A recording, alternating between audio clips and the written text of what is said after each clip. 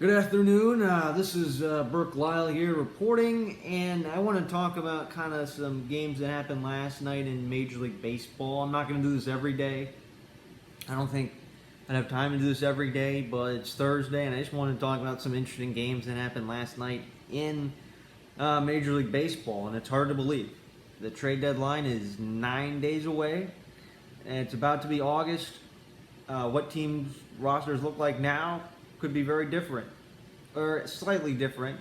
Whether sellers get worse, buyers try to get better. This year, only 10 teams in the playoffs. In years past, or last year, we had 16, only 10 this year. And you're wondering if this is the final year of the do or die wild card game that we had from 2012 through 2019. And you wonder what this year's October looks like. So just a couple games I want to comment on last year. So Braves and Padres played in a doubleheader, and it's interesting. Padres win the first game 3-2. Tatis hits his 29th home run of the year. Chris Paddock only got one strikeout, but he went 5 innings, allowed 3 hits. Mark Melancon, 28th save of the year.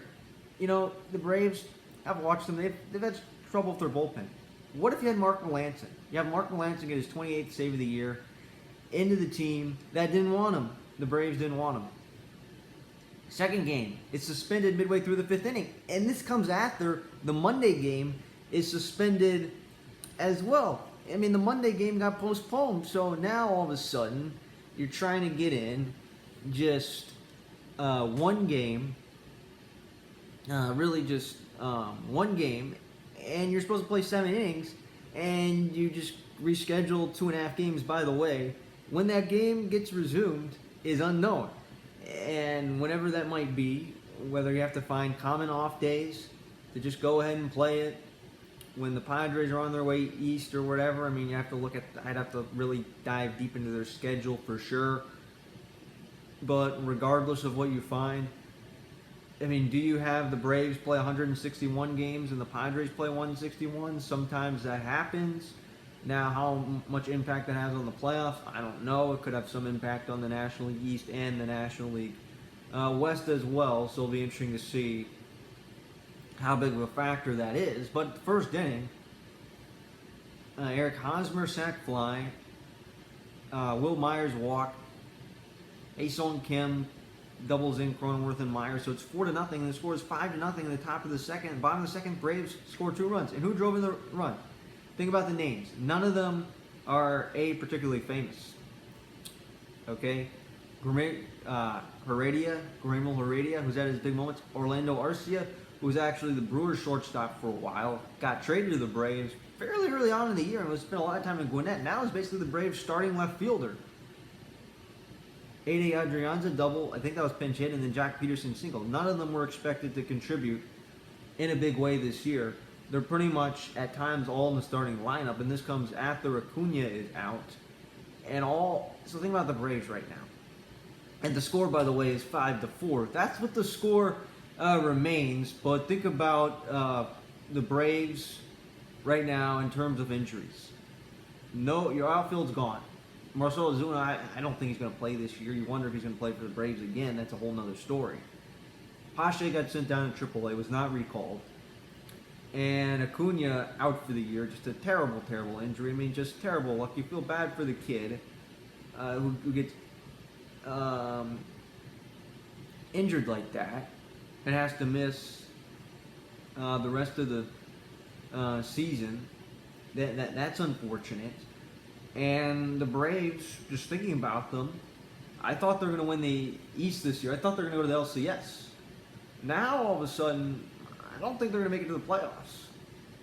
I really don't think they're going to make it to the playoffs. And by the way, wild Giants-Dodgers game last night. Wilmer Flores hits a go-ahead 2-run home run in the 9th inning against Jansen. Put the Giants up 3-2, so Mike Yastrzemski hits a home run off Julio Urias, gives the Giants a 1-0 lead. Chris Taylor ties the game with a leadoff home run. I think he's playing shortstop right now. Made it to the All-Star game. And then A.J. Pollock drives in Cody Bellinger, who's very fast from first on a double. 2-1 Dodgers, 2 outs in the 4th inning. And then Julio Urias went 7 innings and allowed 3 hits and 5 strikeouts, 7 innings for Urias, which Urias is a key member of that rotation, considering that Kershaw's hurt. I think he's going to be out until August. Kind of forearm issue, elbow area. It looks like he'll be fine. You just hope he doesn't get Tommy John. He survived this long without it. You just hope he never gets it. And then Trevor Bauer, the situation of him, that's a whole nother story. I don't know if he'll be back this year at all. But again, he had a chance to play for the Dodgers, playing Major League Baseball, and looked like he had questionable decision-making off the field. And if you want to get into more graphic details about that story, you can read about it, look it up. Assault charges for Trevor Bauer, and you wonder with him blowing his opportunity to play for the Dodgers, certainly in a big stage, and you may not have Trevor Bauer in the playoffs. Since think about it, if everybody's healthy, you have probably it would be Bauer, Kershaw, Buehler, Urias. That's quite a 4-man rotation in the playoffs. I mean, that looks like a good 4-man rotation right now. So either way, talking about Urias. So then, by the way, Wilmer Flores, 9th inning, it's a go-ahead 2-run home run. So the Dodgers were on the verge of tying the division, but no. Instead, Flores hits a 2-run home run, puts the Giants up 3-2. And what amazed me is Kurt Casale walks the bases loaded. So again, having extra walks. And then Trevor Rogers gets a save, which is interesting. He pitches very slow, kind of side armor. A lot of his pitches are in the 70s and 80s. And yet, that was his 11th save of the year. So the Dodgers, instead of tying the division, instead the Giants have a 2-game lead. It's Walker Buehler against Anthony Disclifani tonight. That game is the fourth game of this 4-game series. They're actually playing each other next week, believe it or not. So that's the series going on right there. But just the Giants, big surprise in the West. Since this year, I knew the Dodgers. I was thinking they'd win 100+ games, probably win the division. I mean, the Padres, yes, they're their biggest threat, but no, the Giants, who last year could have made it to the playoffs, didn't. Had their opportunities, just couldn't quite finish. This year, did the better. Excuse me, I think I got something. Sorry, didn't plan on that. Sorry about that. I don't know what's going on. I think my throat's a little dry. Let me drink some water. This is unscripted.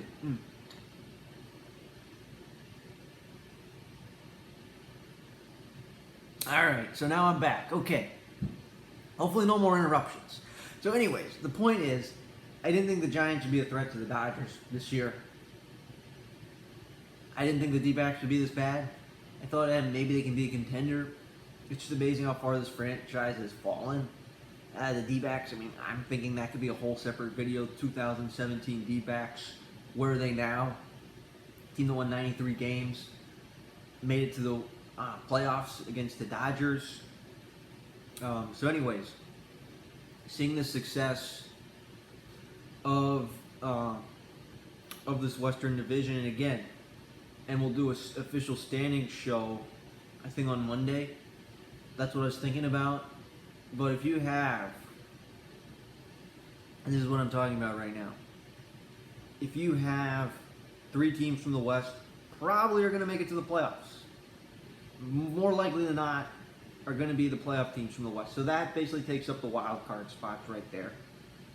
So that means that, go a little side note. If you want to win this, if you're from the Central, whether you're the Cardinals, the Reds, I guess even the Cubs, they're not going to catch the Brewers. They're nowhere near as talented as the Brewers.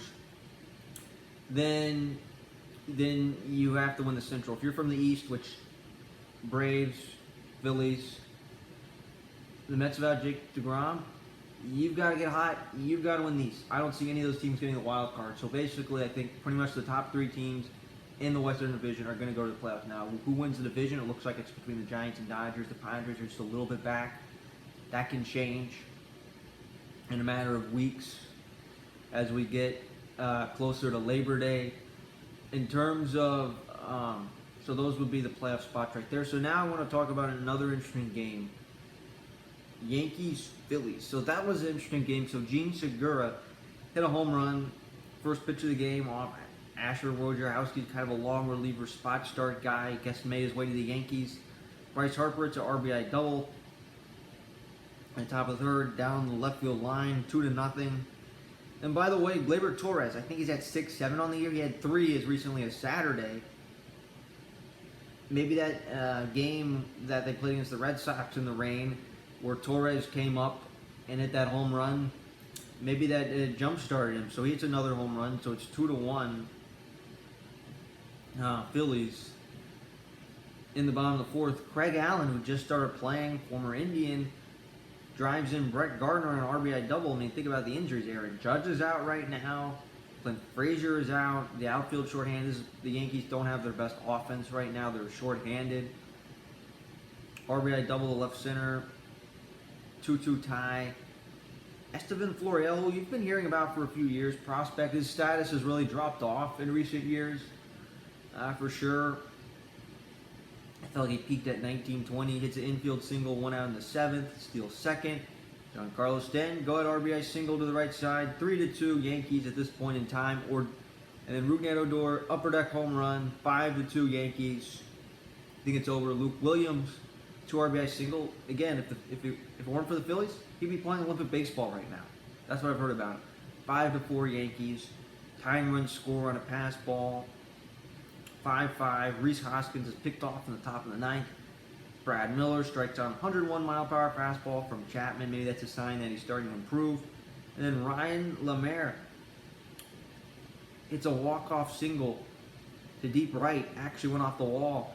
Yankees win 6-5 in the 10th inning. Just a wild game. And like I said earlier, I normally don't do videos like this.